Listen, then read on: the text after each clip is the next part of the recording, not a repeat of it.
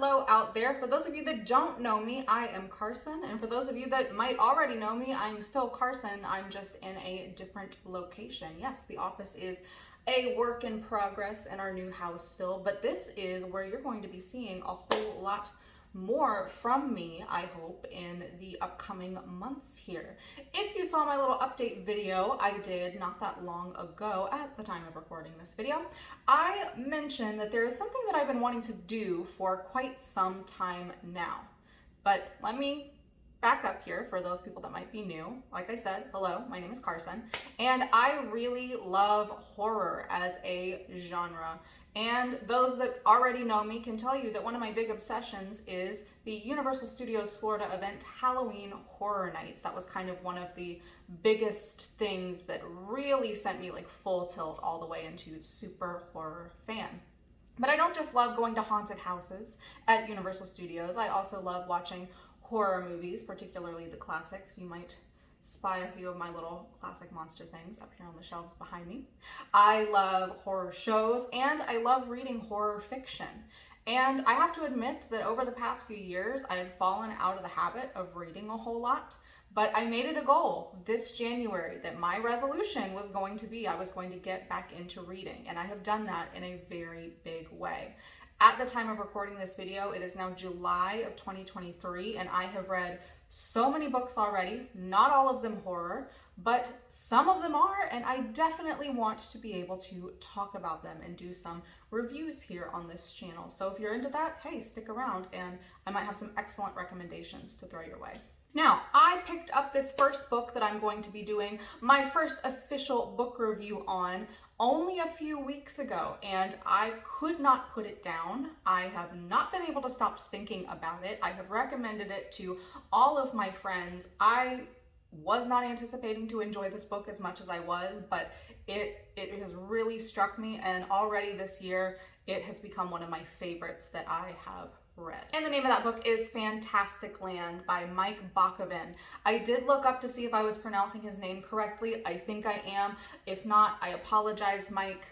You're probably not watching, but I do apologize. But I have to say, if you are watching, sir, I absolutely adored this book. So how I came to even have this book in the first place, a few weeks ago I was in the bookstore with my husband and my cousin, just kind of browsing around. Of course, I went and looked at the horror section like I usually do, trying to pick up some more Stephen Kings that I'm missing in my collection. We might be hearing more about him later on in some other videos. I digress, but my husband was looking at a table that I guess was all buy one, get one horror fiction. And he immediately saw this one, was looking at the back of it and said, hey, check this out. It only took a couple of lines into the blurb on the back for me to know, oh yes, this is coming home with me. And I thought it would just be like a fun summer read, which it definitely was. I thought it would be mildly entertaining. Yes, it absolutely was. But the way this book has not gone far out of like my immediate thoughts since I read it a few weeks ago is pretty astounding. So I knew it had to be the first book that I talked about on this channel. Now, if this book sounds intriguing to you, don't worry. I am not going to reveal any spoilers in what I am calling part 1 of this video. I will keep part 1 as vague as possible, and any spoilers as to characters, plot points, anything like that, big events, I'm going to save that for part 2. So if you want to stick around to hear a general idea, just stick to part 1, and I'll give you another warning when we're going to get into spoiler territory, and I'm going to put up something that says part 2 so you will know now is the time to go. But if you have read the book, or you're just one of those people that wants to know everything that happens before you read, I'm not judging you. I've done it before, trying to not do that so much, but hey, I see you and you guys are valid. If you look up the plot of a movie on Wikipedia, you're also valid. But if you want to get more into the nitty-gritty of it, that's going to come in part 2. I wanted to make this a safe video for everyone to be able to enjoy. Also, on the note of safety, I'm going to go ahead and put a content warning on this video. The subject matter of this book is pretty graphic. I do not presume to know anybody's blood and guts and gore tolerance. Mine is pretty high, but I will say this is a pretty graphic book. So what is the plot of FantasticLand? Well, just by looking at the roller coaster, I assumed it had something to do with a theme park, and that is correct. So in FantasticLand, that's the name of the theme park in the book, they have a special plan in place should a hurricane come along, because guess what? This theme park is in Florida, just like Disney, just like Universal. Those two theme parks also do exist in the canon of this book. This is another theme park in Florida, but there is a big hurricane coming, but don't worry, they have a plan. They are offering a chance for any of the people that work at the park to be able to volunteer, hunker down, stay safe in their storm shelters, and just kind of keep an eye on things at the park until the storm blows over. A hurricane is coming in this book. Now, of course, it wouldn't be a very interesting book if things went according to plan. And just by reading the back cover of this book, you will know that they go very, very, very badly awry. Again, these are all just vague details that are listed on the back cover. FantasticLand, in the wake of this hurricane, became a notoriously huge media frenzy news story after what the rescue team that was going in after the hurricane found when they got there. They found carnage, blood, guts, bodies hanging from different parts of the park. Heads on spikes. It says that literally on the back cover, and I was like, what is about to happen in this book?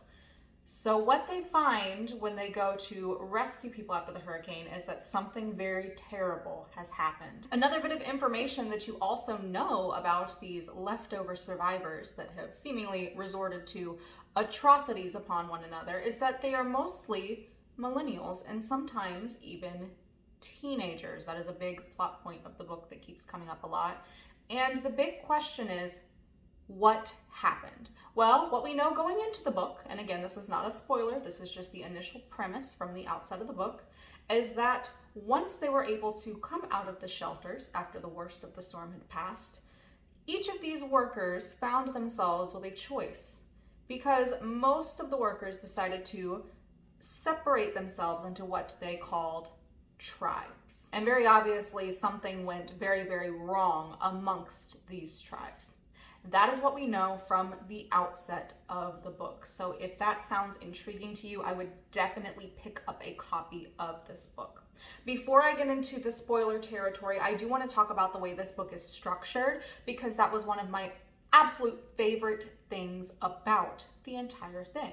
This book is not written in a narrative structure like you normally find, like from beginning to end, from one or a few different characters' perspectives, from first person or third person.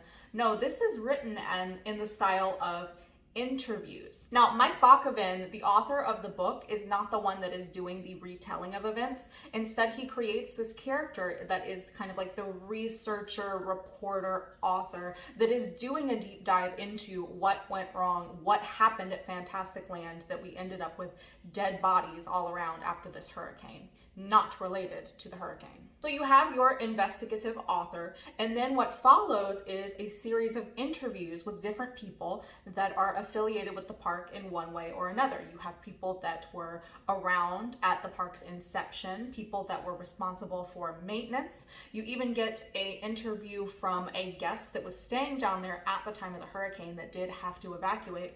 But largely, a lot of the interviews are from the people that survived the entire ordeal, Hurricane Sadie, the ones that were in these tribes and saw firsthand what exactly went wrong. And this is where it gets interesting, because you have all of these different perspectives in the book. It becomes kind of a he said, she said sort of thing. If there's one thing that I do love sometimes in a book, it's an unreliable narrator, and you do get some of that in this book. It's kind of up to you to decide what you really think went on just because of the way this book is written. Now, when I say it's written interview style, it's also not just questions and answers back and forth. I think there's only a couple of sections of the book where there's actual questions and responses. Most of it are just like narrative passages, and the author that's doing the research even says, like, I've taken out anything except for relevant questions. What reads is just kind of a narrative account from each person. The writing style and the choice to have it be a first-hand account from each of the survivors or affiliates of the park makes it feel so much more visceral, so much more real on a level that you can kind of put yourself in each person's shoes and kind of imagine what was happening.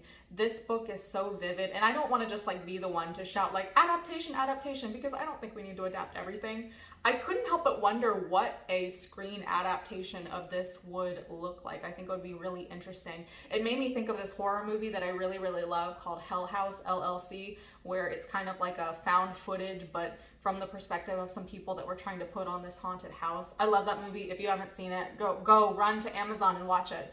But it felt a lot like that kind of like anticipatory horror when you know something bad happened, because in that movie, this isn't a spoiler, you know something bad happens from the outset, but you have to kind of go back to get the full story. FantasticLand is very much like that, and me comparing it to Hell House is like one of the biggest compliments I can give this book, because I ride hard for Hell House. FantasticLand will certainly keep you on your toes. And again, I have to stress that there is some very graphic content in this book.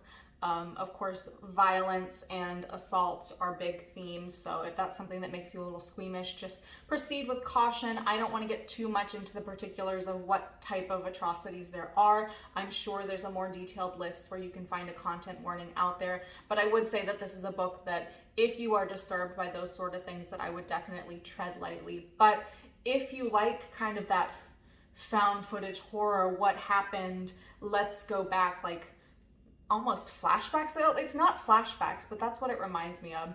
I guess I'm just like Lost. Lost is my favorite television show. If you want to fight about the ending, you can go fight with somebody else, because I'm not here to fight about it.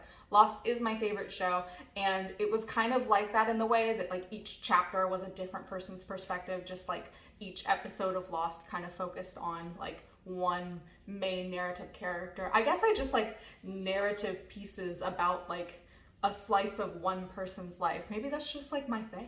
So that's as much as I can say about FantasticLand without really veering into spoiler territory. So if you do not want to know any more particulars about this book, stop this video here and then come back and watch part 2 after you've read it. If you're like me, you will not be able to put this book down. I promise you that much.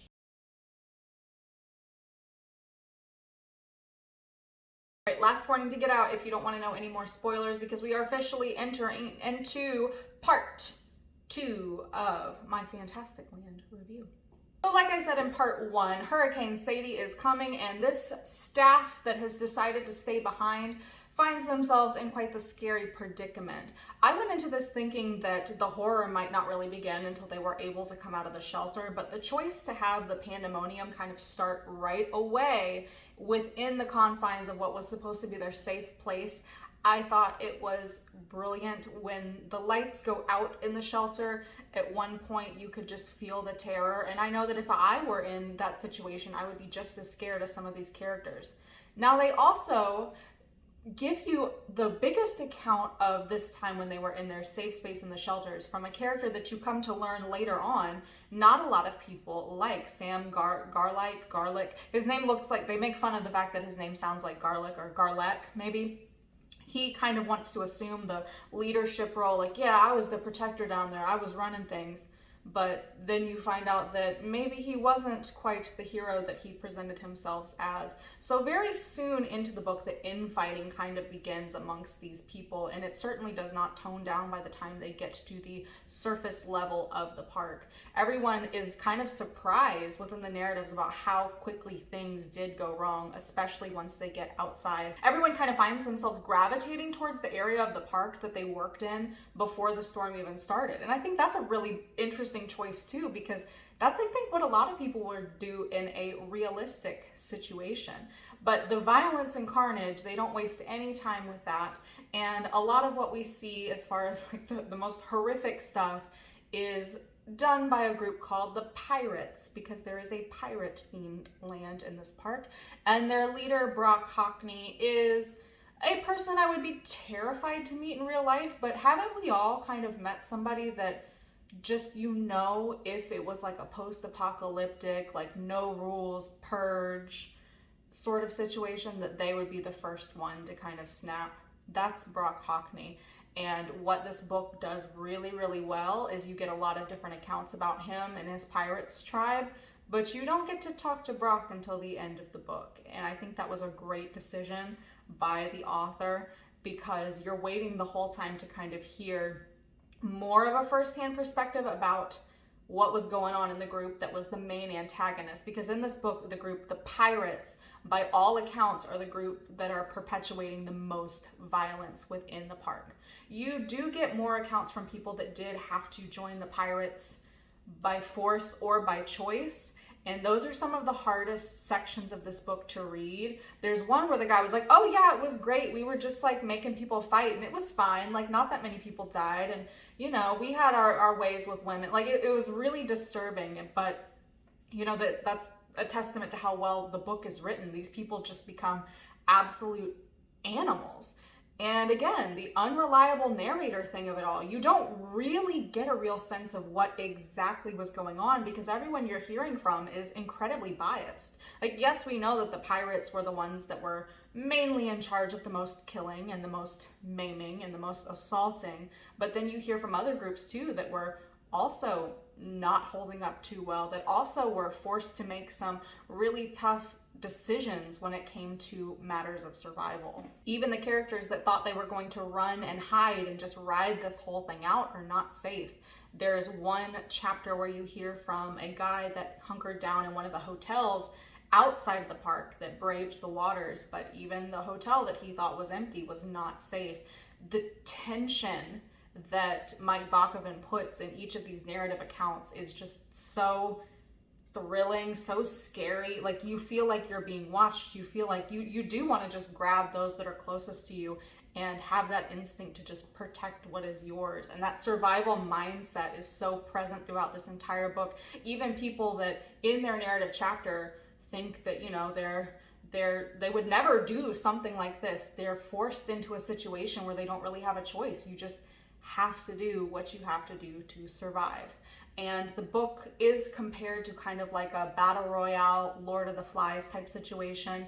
And I'm not very familiar with battle royale. I have an idea of the premise. Very familiar with Lord of the Flies. That's a great book. This is like a modern day Lord of the Flies, but set in a theme park. One of the things I mainly wanted to talk about in this review is why I think the book sat with me in the way that it did. Like I mentioned at the beginning when I was outlining the premise of this book is set in a Florida theme park. Of course, FantasticLand is not a real theme park, but it exists in a world where Disney and Universal are real. Those parks are mentioned by name within the context of this book. This theme park, however, they chose to build it closer to Daytona, less inland than the Orlando theme parks are, and that's kind of its downfall really when it comes to this Hurricane Sadie. So as somebody that lives in Florida and goes to theme parks, this already felt real in the way that I could definitely imagine, like the way this theme park would look when they were describing it in the different lands, the area in which it was supposed to exist in the Daytona area, you could imagine that as well. And I also want to mention that the Hurricane Sadie in this book, it was one of those storms that at first everyone in the narrative of the book thought, like, okay, it's not going to come in here. We're not going to be quite as affected. Let's keep an eye on it. It's not going to be that bad. And then it was one of those storms that kind of became like super bad overnight. The chapter in this book that's from the perspective of a dad whose family is down there on vacation is really scary because they thought they were fine. They went to bed in the hotel and then all of a sudden they're awoken by this emergency alarm. That all felt too real for me because several years ago here in Florida, we had Hurricane Michael. That was a very real hurricane that was like this fictional hurricane, Hurricane Sadie. It was off the Gulf Coast and everything looked fine. It was a lower level hurricane, and then overnight it jumped up to an extremely dangerous storm and people didn't really have time to leave. My family was directly affected by this hurricane. Luckily, everyone was okay. But just reading about this storm, how it went from, oh, it'll be fine to very much not fine overnight was really scary. Like, put aside the horrors that these kids are committing against each other, just the fact that these people are stranded in this really bad storm and they don't know how long they're going to be in this situation, that's terrifying on its own. So yeah, as a Floridian, this book was veering into, could this actually happen territory?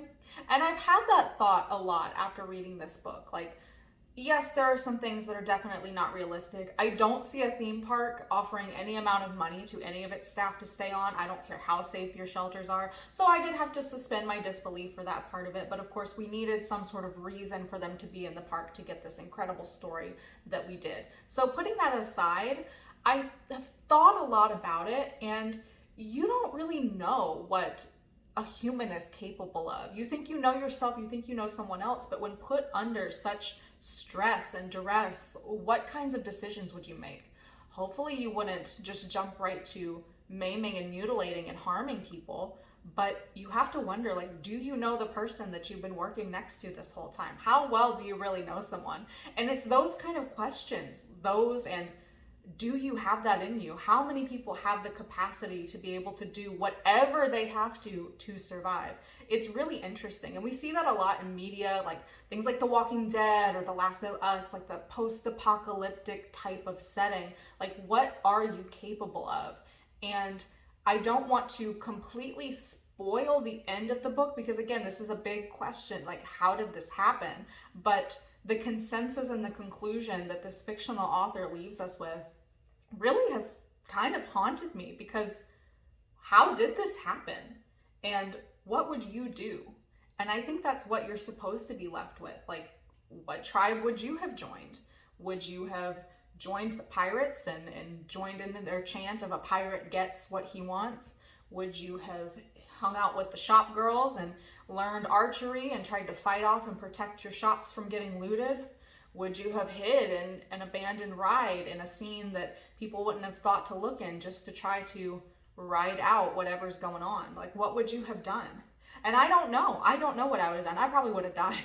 It makes me think of this meme I saw that was like, the second we start fighting over fresh water in a post-apocalyptic setting, I'm killing myself, so y'all have fun. But I don't know. Like, it really did make me think, like, what if this were real? And what if this actually happened? I have to say again, this book truly is fantastic. Again, a tough read, a very brutal, very graphic read. So reader beware. You're in for a scare. I'm sorry I had to say it. But, you know, enter at your own risk. But I do think it is well worth it. This is a fantastic book. I thought it was just going to be like a silly little, like, oh, like, I'll just read this by the pool and I'll forget about it. Absolutely not. This book has had staying power in a way that not a lot of books have wormed their way into my psyche. I am so glad that my husband saw this and recommended it to me. I cannot recommend this enough. This is an incredible read, especially if you are a Florida theme park junkie such as I am. That's gonna do it for me for my review of FantasticLand. If you liked what you saw, go ahead and subscribe, because I will be cranking out some more of these book reviews as well as other fun horror things as we move closer into Halloween season. I mean, 4th of July is over. It's July, so that means it's Halloween now, right? Isn't that how it works? Haven't the stores started to put out Halloween stuff yet? I believe they have, so hey, let's just go ahead and call it Halloween.